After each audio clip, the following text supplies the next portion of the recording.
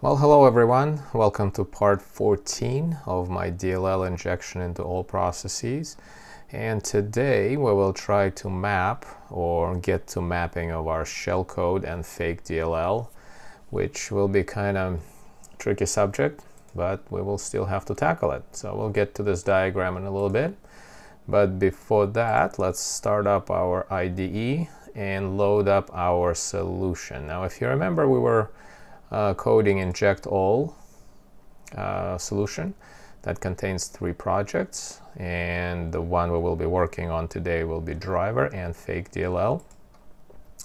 So if you remember, I told you that at the mapping stage we have kind of like a dilemma, not a dilemma, but a little situation to solve, and namely that our shellcode was inside the FAKE.DLL, and the shellcode had to map FAKE.DLL itself. Now, I feel like I did not really explain it well with words, because again, it's just not easy to grasp. So I thought that the best way to illustrate this is with the diagram. Before we get to it though, let's review our DLL stats. This little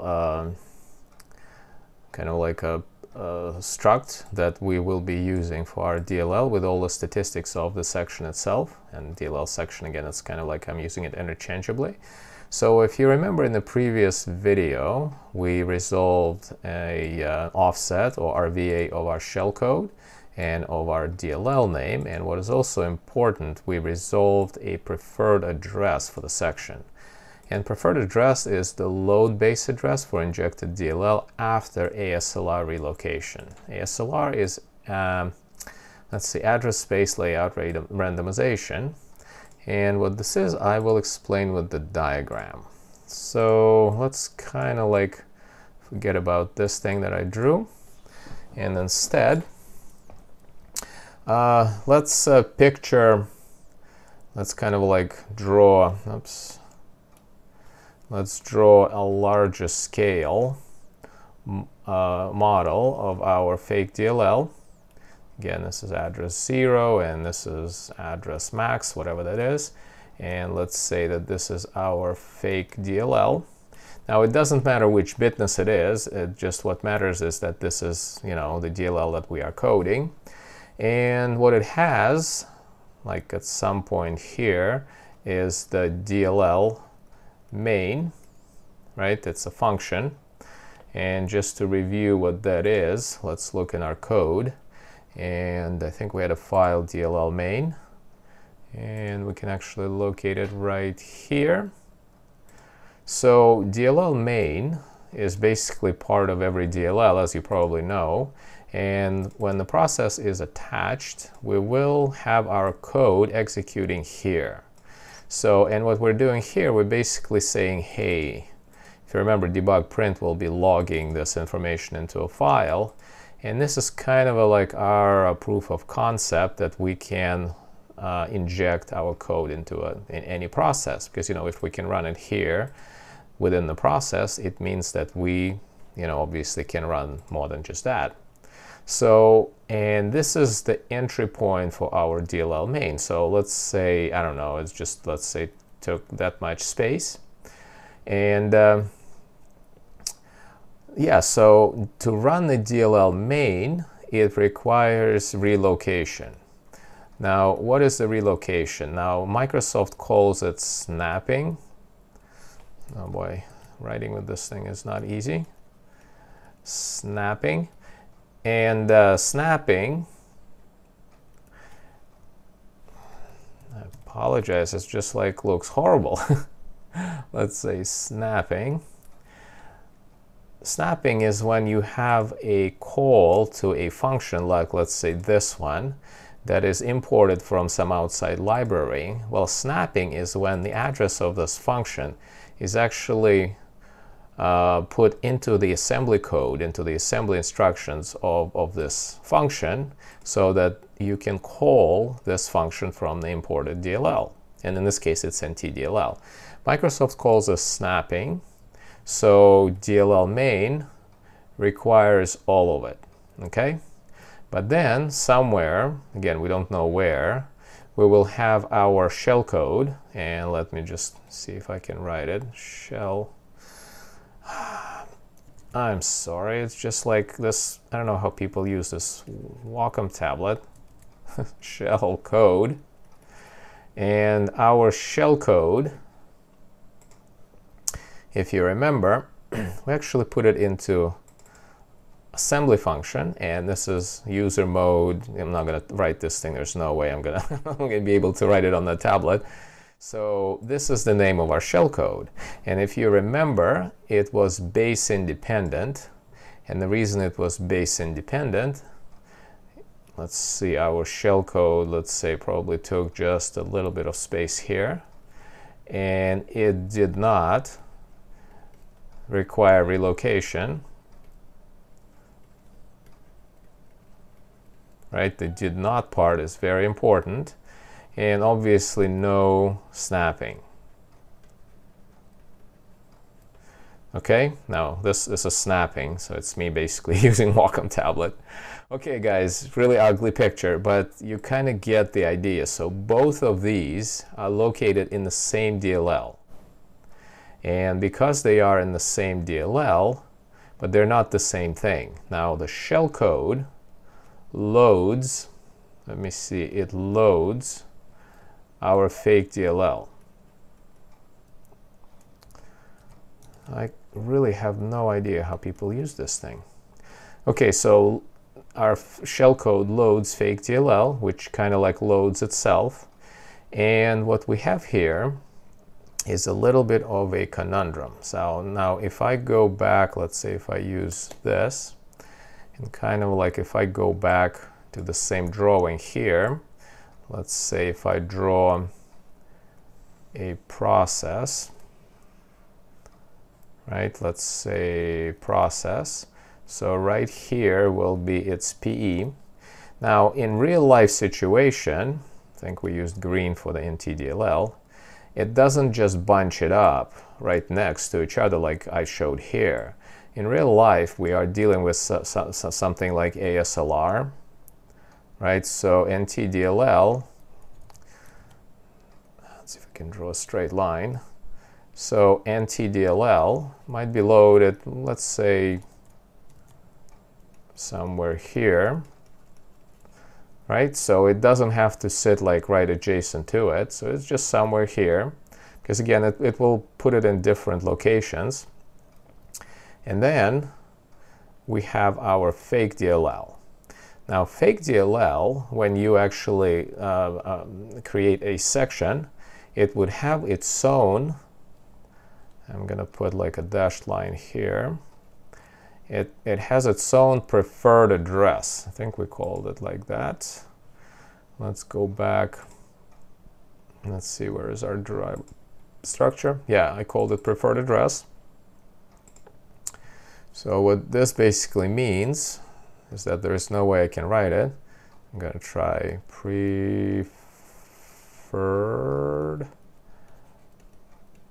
address. That's enough. Okay, so preferred address is basically some address in the module where this fake DLL was relocated by ASLR. And I'm going to put by ASLR, right? So it picks some random value when we create the section, and it actually says, hey, this would be the address, okay? Now, when this happens, now obviously to run our shellcode, we have to map this DLL somewhere. So if we map it just blindly, it will be mapped right here, right? And I'm going to put fake DLL, right? So this is our fake DLL. I know, guys, looks horrible, but believe me, this is fake DLL. And I'm kind of like squeezing it into this little, you know, kind of scaling it down. So our shellcode will be somewhere in here. And let's see if I can write it. Shell code is this little thing. So then, now the shell code, if you remember, if we go into our assembly file, it basically has to do loader load DLL on our module. Well, the module is also FAKE.DLL, so this thing will have to map this module again. And why are we doing this? Well, we are doing it so that we can call, DllMain with relocations and with snapping. So we can actually use C or C++ in DllMain. Well, when it tries to load it, from the shell code, when we call, loader, let's see, what was the name of the function again? Loader load DLL. Now let's see if I can write it.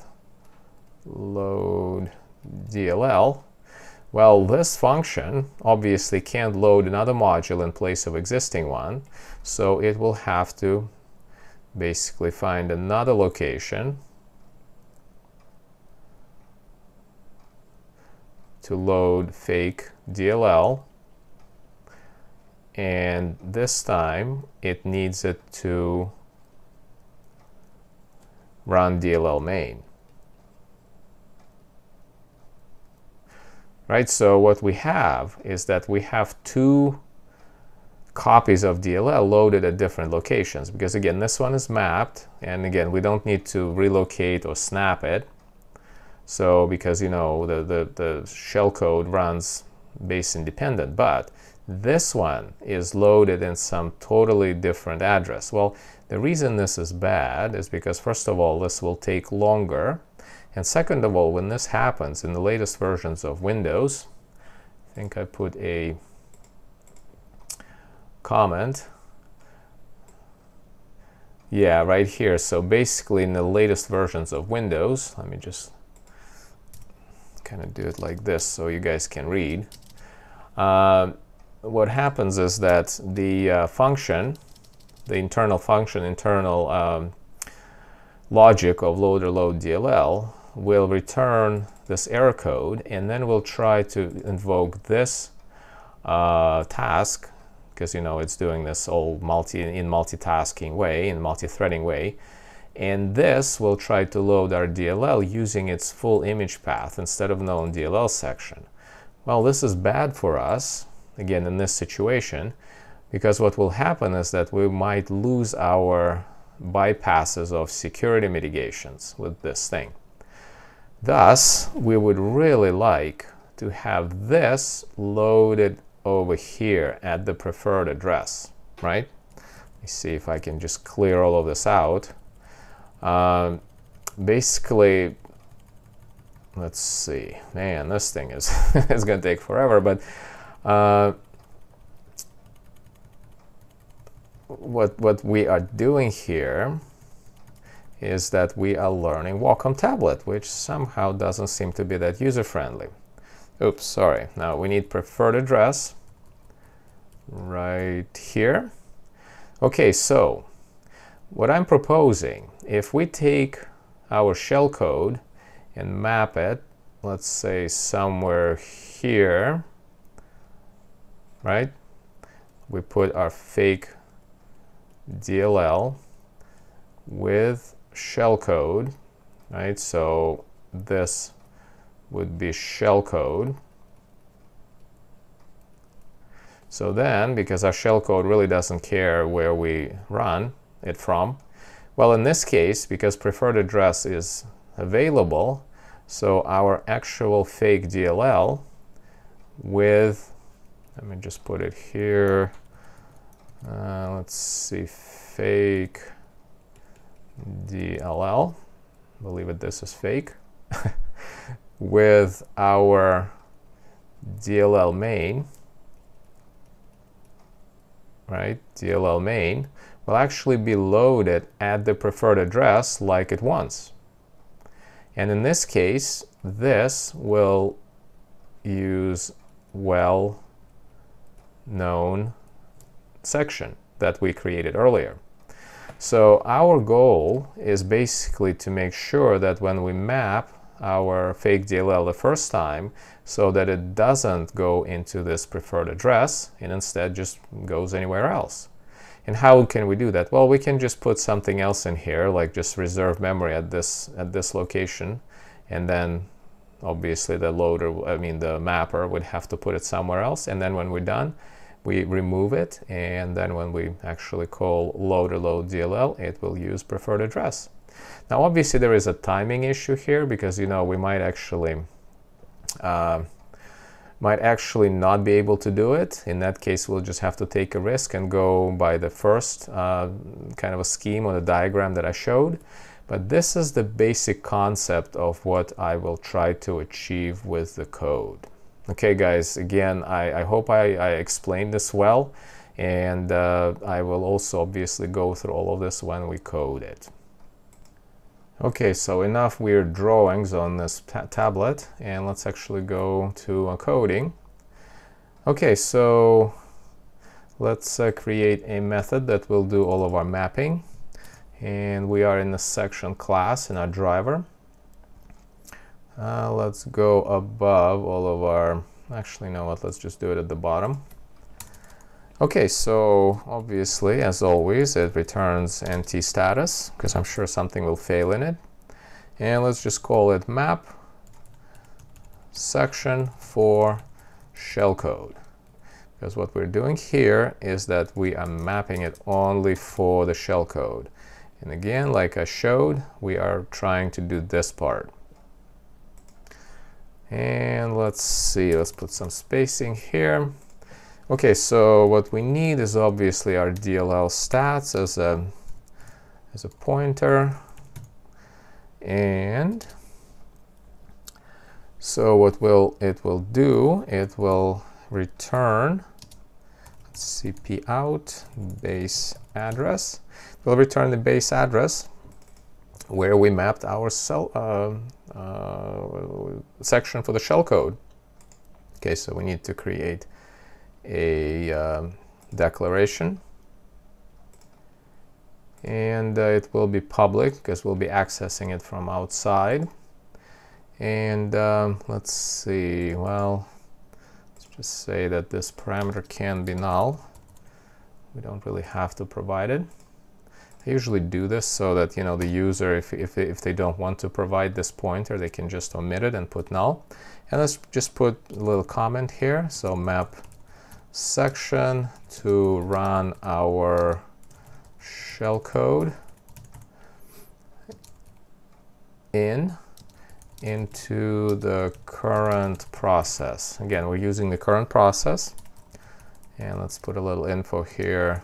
The goal here is not to map it at its preferred address, as otherwise it will conflict with loading of the DLL itself. Let me just put not DAKE, but fake DLL itself that we are injecting. It's kind of like a quick description of what I was explaining for the last half hour. Well, okay, maybe not for that long. Let's see, this will be stats for the injected DLL, and base address. Let's say if not null, will receive base address where DLL was mapped for shell code, or null if error.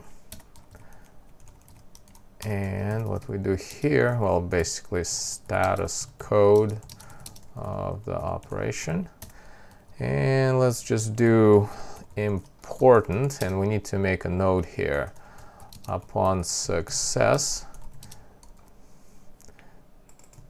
this value here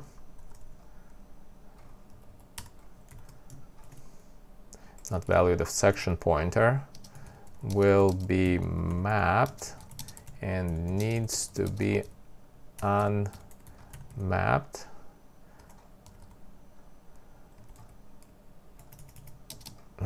unmapped later with, and then we'll put a function that we will be unmapping it with. Basically, we will be using an internal function that takes the pointer, and this is unmap view of section. In other words, it's not just it shouldn't take the handle. It will take it will use this internal function basically to operate on the pointer.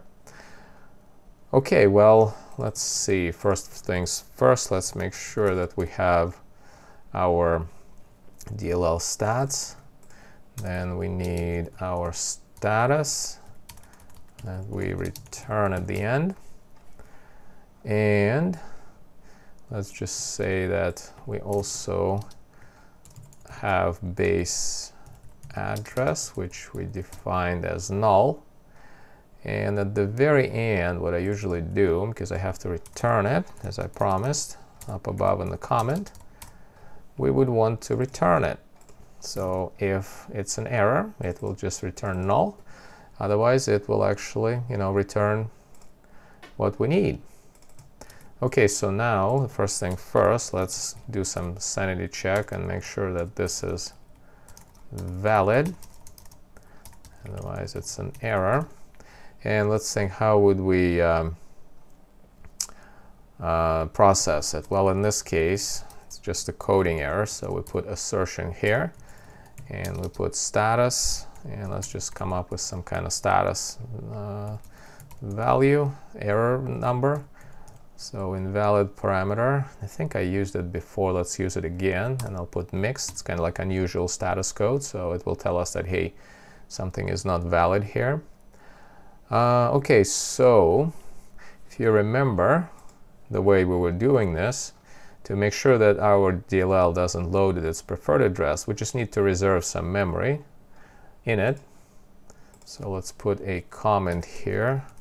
Try to reserve memory at the, I don't want to type it all, at the preferred address that we have for our injected DLL. Okay, and we put info. This should ensure that we map our section at a different address later. Okay, so that should do. And basically what we use is ZW allocate virtual memory.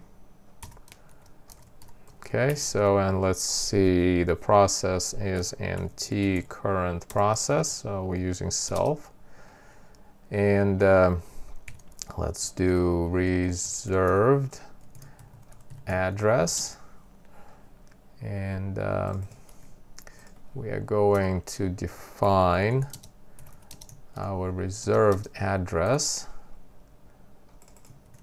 from our preferred address, and over here up above, let's make sure that our preferred address is actually that we have it. Okay, and so that's what we tell to this API to basically do. Instead of just allocating virtual memory anywhere else, we tell it like, hey, we need it to be right here at our preferred address. And let's see, what else does it want? It needs, let's see, 0 bits. We don't care about that, but then it specifies region size, and we do. And let's see, allocation type. All we need is reserve. We don't really need to commit it. And let's see, the protection is page. No, come on IntelliSense, page no access, because we are not going to be accessing it. And let's see, we need to actually specify, I think it was size T, region size. And what is important? Well, we need to specify the full, let's see, section size, I'm sorry, size of image, because again, we need to just fill in the whole area for the section here. Make sure that it doesn't get like put anywhere else. So at this point we get a status code, but let me break it into pieces. In here, I'm not going to use our actual status. Instead, I will use status2. And the reason being is that if this API actually fails, because what we're doing, again, we're just filling in this preferred address with some bogus reservation. Well, if something else is in here, it's technically not an error, right? So if it gives us like, it says, no, I can't allocate it here. Well, that's fine. It means we don't care. So in other words, it shouldn't mar or change our actual status code for the function. But all we need to do here, we need to see, let's see, if status not equals status success and status not equal status, let's see, conflicting addresses. Now, again, there could be two return values from this API. First would be success, which means that sure enough it allocated space right here at the preferred address. And the second one is conflicting addresses. In that case means that something else is here and it had to basically allocate it somewhere else. In either of those cases we are fine. Now if not, then we failed for some reason, right? So something else happened. And in this case, we probably need to put a debugging message here. I'm going to copy it from somewhere else. I want to start it over. So we have an error, and let's put the name of the function here. And then let's say this API so that we know. We have process ID section type, and let's say we have an address, which is a pointer, and we have a size, which is long. So, and then we just need to add all the stuff. By the way, we don't have section type here. We need to get it from here. Okay, section type, then we have address, which is our preferred address, and then we have size, which is our image size, okay? And that will give us, it will output the reason why this API failed, if it did. And note that if it did fail, it basically means that this is fine. This is not a problem at the moment. And you know what, let's put this comment up here. Let's just say info, we get this error code if there is something else at the reserved address already, okay? Okay, so here, no matter if this API failed or not, we need to continue. And then what we need to do, then map our section at any address, as our shell code doesn't care. Again, if you remember, shell code is actually base independent, so it means you can map it anywhere you want. Okay, well, in this case, as I told you, let's see if they declared this API. It's called map view. Let's see, view of section, and they did not. Okay, so let me actually look it up for you. Just 1 second. Okay, so we go into driver types and look up our undocumented functions. Let me scroll all the way down and put it right here. So it has a lot of parameters. So let me explain how we will fill them out. So first of all, we do status. Now in this case, we do need the status, which we will return because, the result of this API would matter. Okay, so section to map, which would be our section here. And since we did that, I always try to put an assertion just in case to make sure that the section is not null. Okay, so then we need a current process, and because we're using a lower API, so we're going to use IO.getCurrentProcess, because again in here it needs a PE process. And let's see, base address.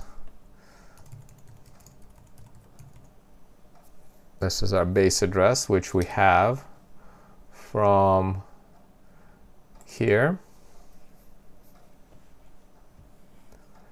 And basically originally it's 0, we don't care, but it will provide us with the base address that it will give us. Okay, 0 bits, nothing. Commit size, we don't care. Now we need an offset here. We'll provide it a little bit later. And we need view size. We'll also provide it later. Let's see. Now we don't care about this parameter. I'm sorry, no, we do care. Let's see. Okay, so section size.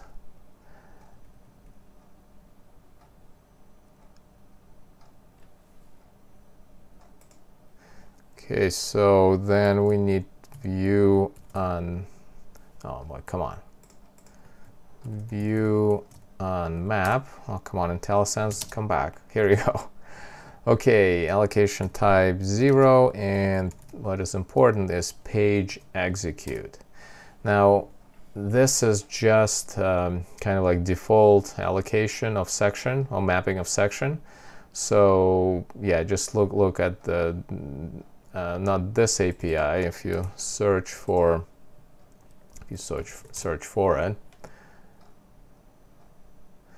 if the internet cooperates, we look at this one, which is very similar except that it takes a handle, and in our case we don't. So, and you can take all of these values from the API description, so I'm just not going to waste your time with that stuff. It's kind of obvious.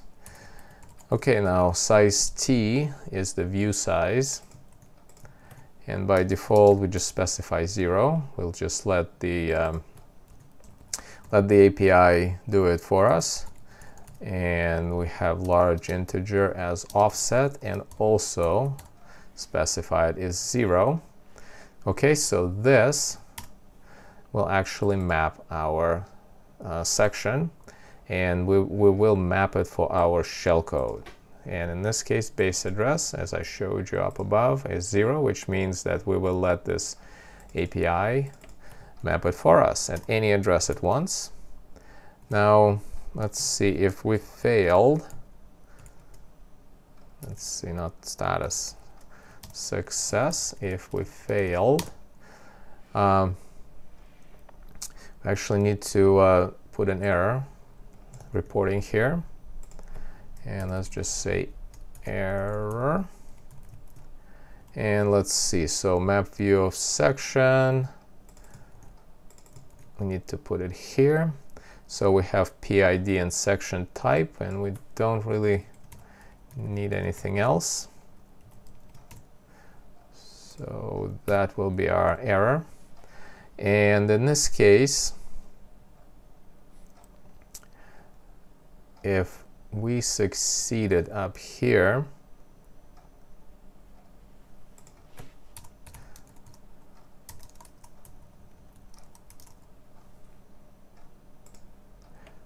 and the way we can check that is by using this, but on status 2.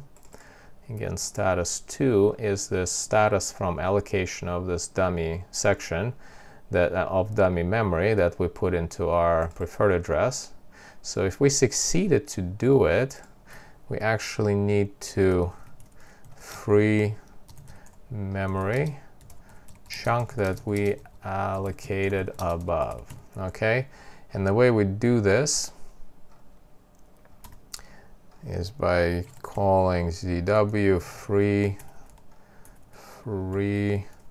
virtual memory and NT current process for the process. Now base address is reserved address, and the region size and memory release. Okay, so let's do my verify to make sure that it actually succeeded.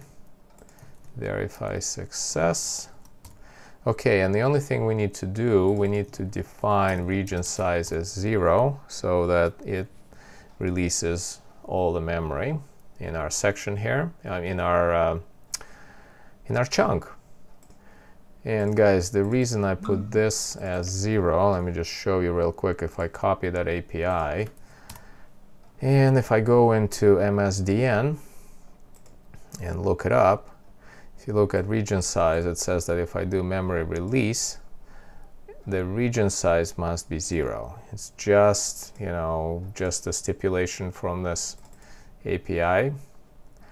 So, okay, so at this point, this function, what it will do, it will map our DLL or our section into some base address, and it will return it here in this variable. So at this point, we can actually use it over here inside of our normal routine. And if you remember, again, let me bring up the diagram. So the normal routine is called from the kernel mode at the passive URL, and that's where we will be doing our APC queuing and our actual injection. Okay, well, since we have our function, let's just write a little comment that says map the section to execute our shellcode. And if you remember, it's in CSection, MapSectionForShellCode, and we have to pass DLL stats, and it will return us a base address. And if we do p void,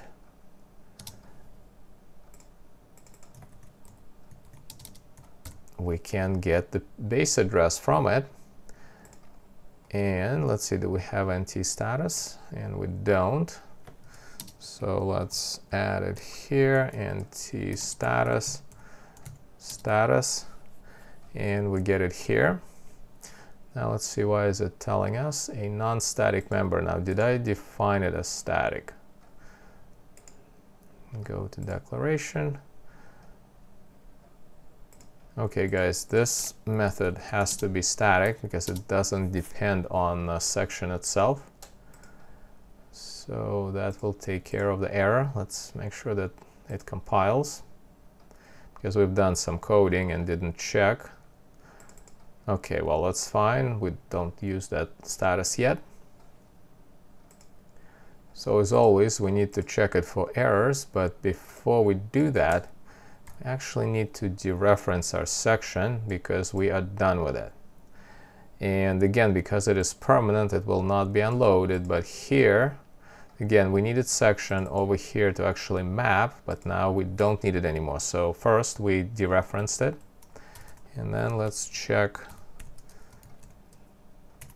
for success. Oops. In our status code.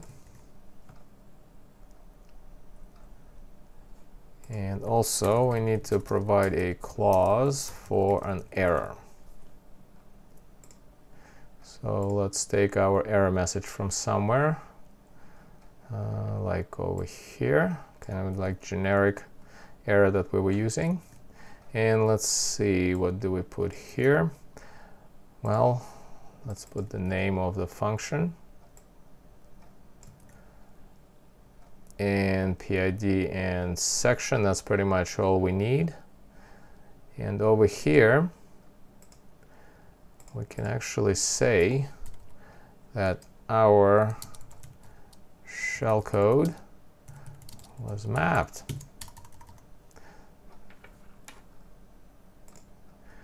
And I would suggest that we actually do a debugging output here, which would be a little bit different in this case. Let's just reuse this error message, but it will not be an error in this case. So we can say that shell code mapped, and let's see, so we can put a status here, because again the status value, if we look at the method, let's just do the full thing, hold on. Now the status value here may actually be not just success, because again, if you remember, when we're mapping here, it might not map our DLL at the preferred address if there's still something here and we can't really map, so it will put it somewhere else. In that case, the return value will not be just success, it will be some warning. It would still map it, but it would, you know, it would put some different value here, some different return code. So we wouldn't necessarily get a success code here. So what I would suggest, I would put the status code here on the output so we can actually see it. Okay, then we get the process ID, and what I would suggest is that we output the name of the module over here. Then we also output the base address, and that will help us with debugging. And then we can put section type, right? So the base address is kind of simple. We have it, and we get it from this API, but we don't have a name of the module. So unfortunately, we don't have a direct way of getting it, but we tried this already. Basically, what we need is to convert PID into, let's see, no, we don't need PID. If we just get current process that we are in, we can just output it here. So what I suggest, guys, is that we run a write a helper function. Now, if you remember in some previous modules some time ago, I don't know, like a long time ago, we wrote this function which is specific process W, where we took the process ID and did this, you know, we call this ZW query information process, and did this kind of extensive logic here. Well, what if we write another function that basically would get current process name? So let's just do it real quick. And this one would be really simple. It would return a constant W string, and we'll make sure that, you know, it's obviously safe. And it will be a debugging function, so we're not going to go too you know, in depth on optimization. So let's say get current proc name. I guess that would work fine for the function name.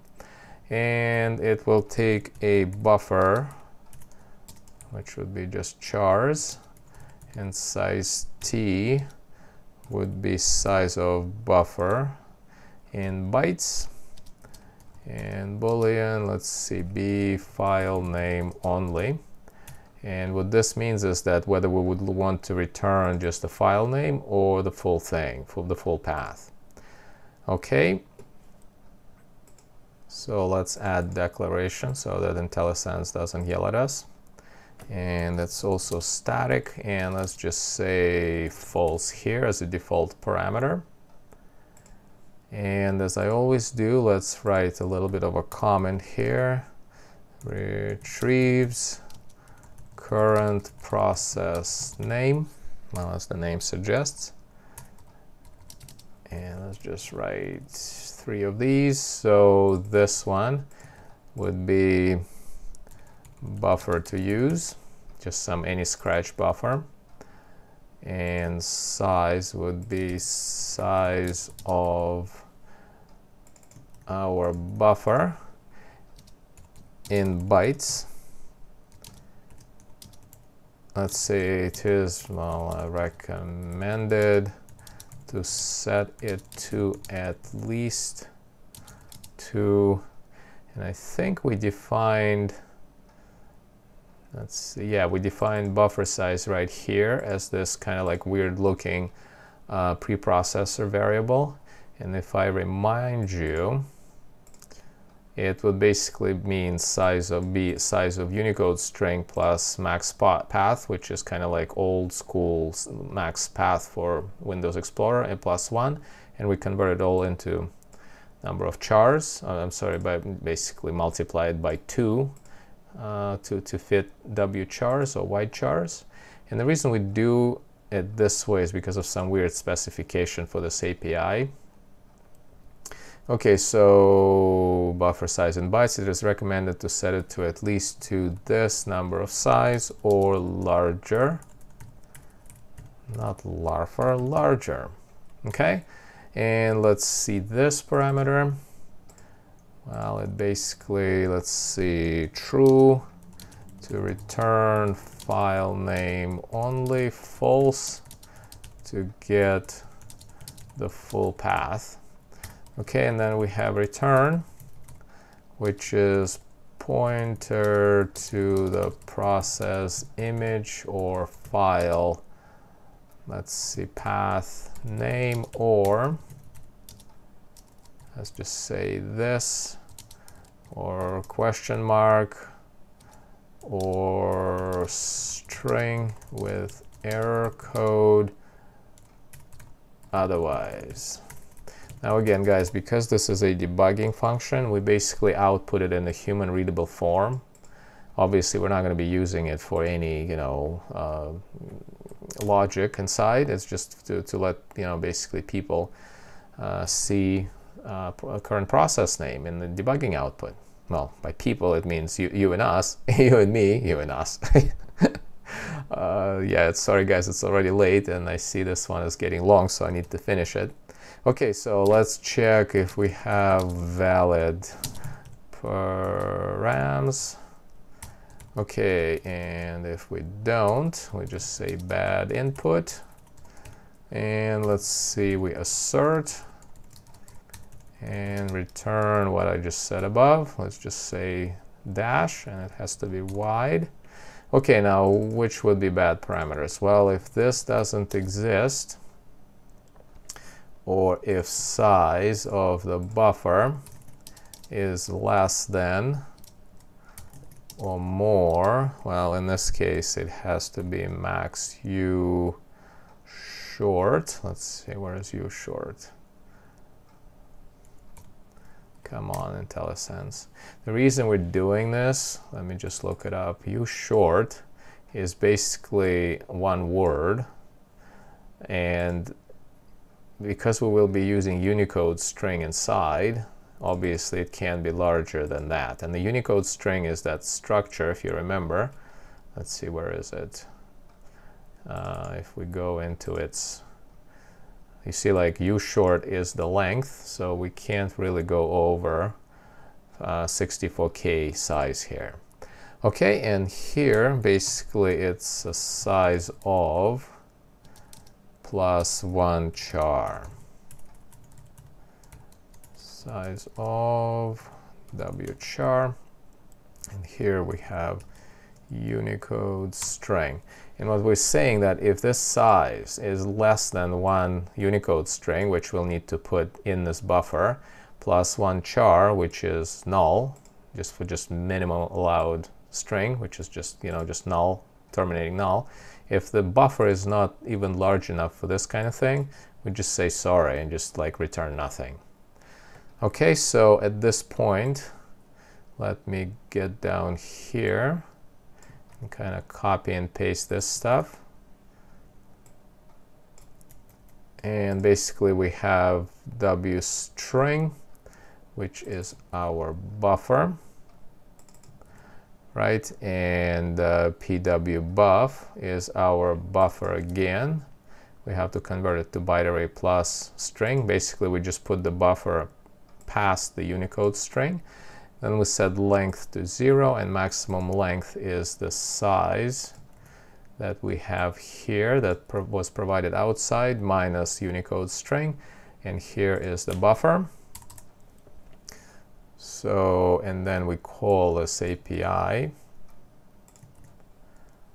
right, as so.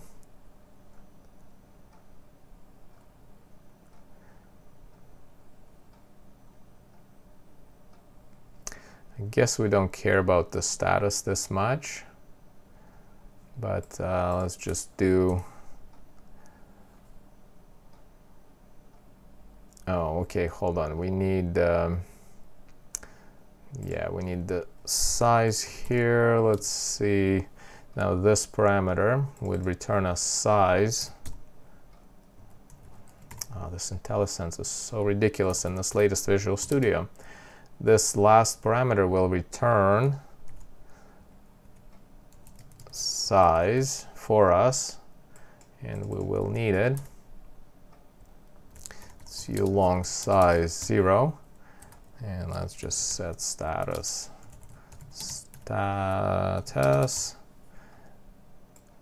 and let's move it over, and we check that it is success. If it's not, we get an error clause here. And let's see, basically, let's just say failed. And if we fail, we can still, we need to return the error code, because what we will do, we will return result, and the result will be right here in this pwbuff, which is again pointing a little bit further out in our buffer that we provided here past the Unicode string. So we will return it. And again, the reason we can return it is because the buffer is passed from the outside, so we're not really returning local variable here. This is important. But if we failed, we need to actually do some printf into our buffer and put the status code. So let's just do that, and we can use a helper function RTL string sch printf. Let's see if I ever get to it. Let's see, printf w, because we have a wide buffer. And here it will also return status, so we need to make sure that we succeeded. And if even that didn't work, failed even here, well, let's just do assertion. It means something is terribly wrong with our code. And let's return question mark. And that's the second parameter. Basically, it just says like, hey, there's something really wrong. And if we see this, we can always debug it later. Okay, now the input parameters, let's see, it needs a buffer. And we return this. And the reason we return this is because we also return it from our function, so that we need to output stuff in there. Okay, now we need size.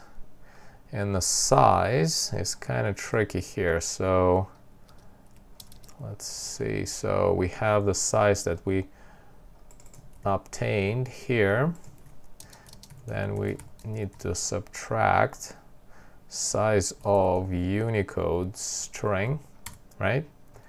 And then on top of all this, we need to convert it into wide chars, and we divide it by the size of wide char, right?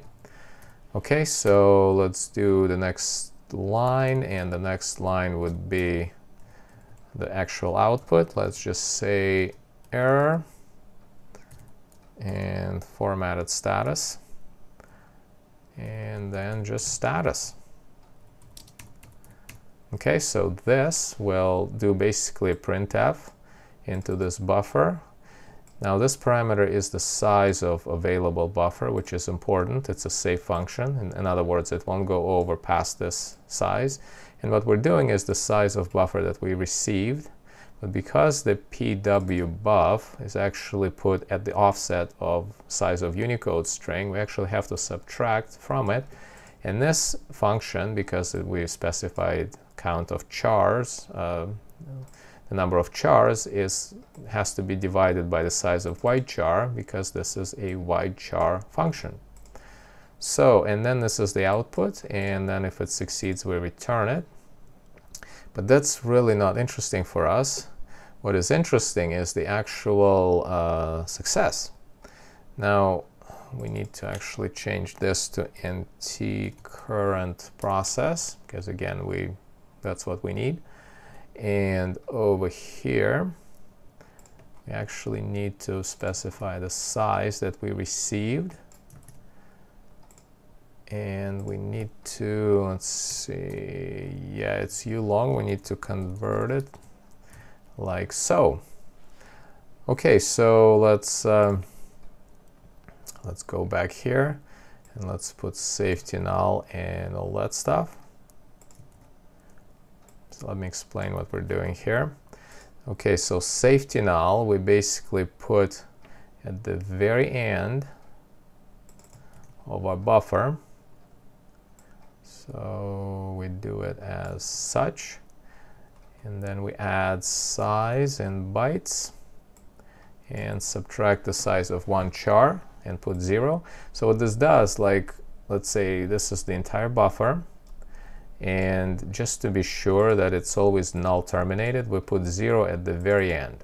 That's what we do. So it's kind of safety null, and this is just to prevent any kinds of buffer overflows. And then we need to make sure that we have a null terminated string, because as you can see here, we're returning a string but not a Unicode string. Now the Unicode string can actually, well, it might not have a null terminator at the end. Now most of them do, but sometimes they may not. And what we are doing here, this is what we are calculating. Basically, if the length is less than maximum length, we artificially put 0 at the end of our string, and that's what we do here. Now if the length is actually the same as the size of the maximum length, well, in that case we just took care of that here by providing last null at the end. Okay, so at this point we have our name in our pwbuff. Again, pwbuff, as you can see, we set it in the buffer here, and this is kind of like the same thing here. And what last thing we need to do is just, if we need to see if the user actually needs only a name. And what we do in this case is that we need to find last slash. And I think we did it here. Yep, we did. So let's just copy this thing here, and I'll quickly explain it. Let's go as such, and we need to say find last slash. So what we do, we look forward, and every time we meet a slash, we remember where we met it, and then we found the last character. We basically say, hey, let's use the last slash, and that would be the position where the file name is. So what we need to do is just to return it as last slash plus 1, because again, slash is the index of the slash, and plus 1 will be where the file name starts.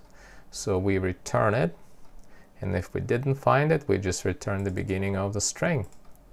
Okay, so that will be our little debugging function.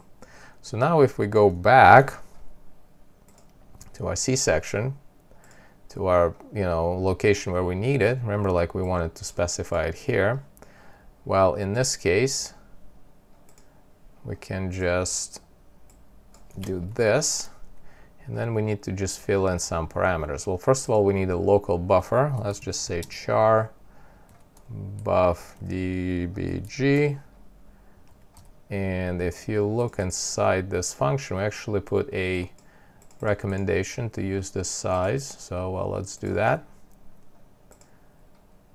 And let's see what our parameters. So we have our buffer, we have its size, And let's say we need file only. Let's just use file. We don't want to like spam the fill in the debugging overview with the full path. All we need is the name of the process. Okay. Well, at this point, let's try to build it. And it builds. Actually, no, it doesn't. Let's see what is going on here. Status is used. Well, that's true because we need status 2 since we don't have a status yet. That is very helpful. Thank you.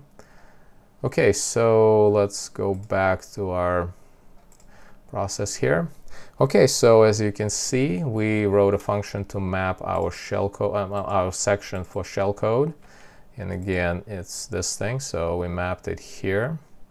Luckily, not at the preferred address. So we returned and got the base address for our section where we mapped it. So in this case, it will be right here, where I'm pointing with the mouse, where the shellcode FAKE.DLL is. And we will need this later to actually, invoke that shellcode. Then we dereferenced our section because again, at this point, we don't need the reference to it anymore. So we dereferenced it because we actually increased, if you remember, we incremented the count when we queued the APC. And then if everything succeeded, we actually do the debugging output, which will be again used only in the debug build. And what we're saying here, we put the status that this API gave us when we were mapping the shellcode. Then we put process ID of the process that we are injecting. Then we get the name of the current process. We will output it here. Now this will be really helpful so that we can actually see in the debug view which process we are, injecting in. Then we specified base address that our shellcode will be, the section for the shellcode will be mapped at. And again, this is this address here. And lastly, we put the section type. That is the type of our section, whether it's a native or a WoW section, or 32-bit on 64 Windows.